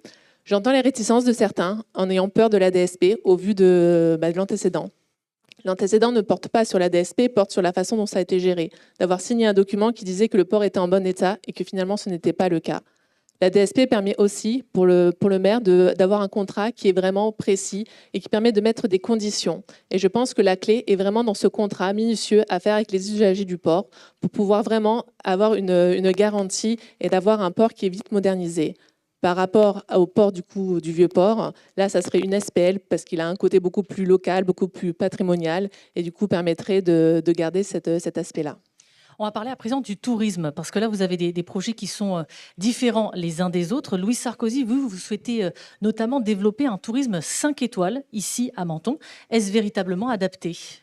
Absolument, il est adapté et d'ailleurs, il me semble qu'il est parfaitement cohérent avec l'identité mentonnaise. Pour rappel, à Menton, il y a 17 palaces. À Menton, la reine Victoria venait en vacances ici. De mémoire, elle ne venait pas parce que c'était une destination médiocre. Au contraire, Menton a toujours eu ce passé. Donc pour notre campagne, pour le renouveau mentonnais, nous voulons assumer une montée en gamme du touriste. Il y a aussi une raison économique, mesdames et messieurs, la simple et bonne raison qu'un tourisme qui dépense plus, c'est bien mieux pour nos commerçants. Mais ces touristes vont venir si nous leur offrons une offre hôtelière, une offre de restaurant qui est adaptée à eux. C'est pour ça que nous portons le projet de l'ouverture de cet hôtel 5 étoiles. Et d'ailleurs, on aurait pu penser... L'hôtel à Garavant, exactement. Qui est aujourd'hui en jachère depuis une dizaine d'années et personne ne sait où cela va terminer. Et d'ailleurs, c'est très intéressant parce qu'on aurait pu penser que les hôteliers de la ville seraient contre l'ouverture de ce 5 étoiles parce que ça serait une question de compétition et qu'ils auraient peur de perdre une part de marché. En vérité, c'est quasiment l'inverse. Les hôteliers de cette ville veulent que le 5 étoiles ouvre parce que maintenant, si vous êtes un hôtel 4 étoiles et que le 5 étoiles ouvre à côté, vous devenez l'alternative au 5 étoiles. Le 3 étoiles devient l'alternative au 4 étoiles et ainsi de suite. Il y a aussi, et c'est parfaitement important de le dire parce que j'entends souvent le fait que Menton n'est pas adapté, qu'il n'y a pas ce tourisme de luxe ici. Je me permets juste de vous laisser, mesdames et messieurs, avec cette image. Imaginez-vous une seule seconde, sur la terrasse de cet hôtel 5 étoiles, vous êtes un riche banquier new-yorkais et vous venez passer un week-end à Menton. À Menton. À Menton. Vous avez sous vos yeux, le terre-plein de Rondelli. Un terre-plein, si vous me permettez, mesdames et messieurs, un terre-plein refait, un terre-plein refondé. Vous avez sur votre gauche un restaurant 3 étoiles, le Mirazur, tenu par un chef d'ailleurs parfaitement exceptionnel. Vous avez l'esplanade des Sablettes qui, dans notre projet d'urbanisme, devient une véritable autoroute piétonne qui achemine les Mentonnais du centre-ville et du centre historique jusqu'à Rondelli. Et vous avez la plus belle vieille ville de France face à la Méditerranée. La vérité, c'est que cet hôtel 5 étoiles peut marcher à condition qu'il soit tenu par un groupe d'hôtellerie sérieux, un groupe qui va tolérer une performance peut-être médiocre, peut-être un peu basse, pendant 3 ou 4 ans. Par contre, mesdames et messieurs, si vous donnez cet hôtel au fils de l'adjoint, de la tante, de la cousine, de la maîtresse, de l'adjoint au tourisme, c'est sûr que vous allez dans le mur. Il faut une professionnalisation de l'hôtellerie à Menton, et ce 5 étoiles en sera le fer de lance. Alors, à ce sujet, Florent Champion, vous n'êtes absolument pas d'accord. Vous n'êtes absolument pas d'accord avec Louis Sarkozy, puisque vous, cet hôtel 5 étoiles, en tout cas ce site-là, vous souhaitez le récupérer et le transformer. Le transformer, pourquoi faire et est-ce vraiment légal alors qu'il y a des promoteurs actuellement qui sont engagés dans ce projet ? Il y a de la place pour du 5 étoiles, mais de manière très discrète. Effectivement, là, par exemple, la Villa Genesis est un hôtel 5 étoiles qui est de qualité, qui accueille aussi du monde et qui est très plein. Par contre, un hôtel 5 étoiles dimensionné comme il est aujourd'hui à Garavant, on parle quand même d'un mastodonte qui était prévu pour 100 suites. 100 suites, c'est colossal derrière. Et économiquement, ce n'est pas viable du tout. Vous avez l'exemple du Maybone Riviera, l'ancien Vista Palace pour les plus anciens d'entre nous, qui est situé à quelques encablures de Monaco, avec un panorama exceptionnel et qui est aujourd'hui en perte annuelle chaque année par rapport à l'exploitation et qui est fermé 4 mois dans l'année. Donc j'ai du mal à imaginer demain un hôtel de 100 suites à Garavant avec en prime Pierrette Gambarini qui viendra soutenir l'étoile de Menton à côté. Donc s'il veut marcher cet hôtel 5 étoiles, il devra casser les prix. Il devra casser les prix et faire concurrence derrière aux 4 étoiles. Malheureusement, la situation elle est telle que le bâti il a déjà été en grande partie construit et cloisonné pour faire plus ou moins du logement. Donc il faudra négocier, si vous me permettez, avec le promoteur pour qu'il puisse récupérer aussi une partie de ses billes et qu'on puisse envisager un autre projet qui soit utile aux Mentonnais. Avec notamment Florent une Champion. résidence autonomie pour les seniors et de la résidence aussi pour les actifs, pour les étudiants et pour les saisonniers. Entendu. Merci beaucoup. Si vous me permettez. Laurent Lancard-Cassiel, on vous entend là-dessus et vous avez peu de temps puisque ça s'est écoulé très rapidement. Vous avez 30 secondes. J'ai 30 secondes, très bien. En fait, j'en ai parlé en partie par rapport au projet. Donc, en fait, je suis ravi d'entendre que ce n'est pas le fils du cousin que vous voulez, mais c'est plus juste le filleul de Bouygues à qui vous voulez confier ça. À un moment donné, il faut arrêter de dire n'importe quoi. le projet, effectivement, c'est qu'il va être difficile à reconvertir. Non pas d'un point de vue technique, parce qu'effectivement, ça pourrait être, il a été construit comme si c'était des T2 de 40 mètres carrés et que c'est potentiellement faisable de faire des logements avec, mais c'est la question de comment est-ce qu'on sort de l'intrication. Et le problème principal aujourd'hui qu'on a sur ce logement 5 étoiles, c'est qu'on ne trouve aucun exploitant. Donc vous avez répondu à ce sujet, on a entendu. Ouais. Et je vous demande de répondre, et j'en suis désolée, par oui ou par non, parce que le temps a filé dans ce débat. Est-ce que vous êtes pour ou contre l'ouverture de cet hôtel, Alexandra Masson? Alors, si on peut l'ouvrir, je suis totalement pour l'ouverture, mais on a oublié de dire depuis tout à l'heure qu'on est quand même en convention avec un promoteur que j'ai rencontré à Marseille au mois de novembre, qui est en train de reprendre les travaux. Et aujourd'hui, j'ai rencontré aussi l'exploitant. Il y a toujours pour l'instant un exploitant qui a signé une convention avec le promoteur. Sandra Pour Père, l'instant, je suis si désolée. ça peut ouvrir, ça ouvre en l'état. Si ça peut pas ouvrir, on verra bien ce qu'on pourra faire dessus derrière. Sandra Père, Alors, très rapidement si également. ça peut ouvrir, si l'hôtel peut ouvrir tel qu'il est et que tout est en règle et surtout qu'il paye ses loyers et ses indemnités, C'est la base. c'est la base. Voilà. Mais pour l'instant, on n'est pas payé. Ils sont séquestrés Donc, quand même. Hein. Oui. Donc on a entendu, Mais- vous êtes pour à condition que tout soit fait dans les règles et que, évidemment, vous soyez payé. Émilie Ria, Pour l'instant, en effet, on est contraint, mais moi, je suis plus pour une montée en qualité plus qu'une montée en gamme. merci à tous d'avoir participé ce soir à ce débit. 1h30 qui sont passées très rapidement. Merci à vous, cher public, d'avoir suivi ce débat. Et à très vite.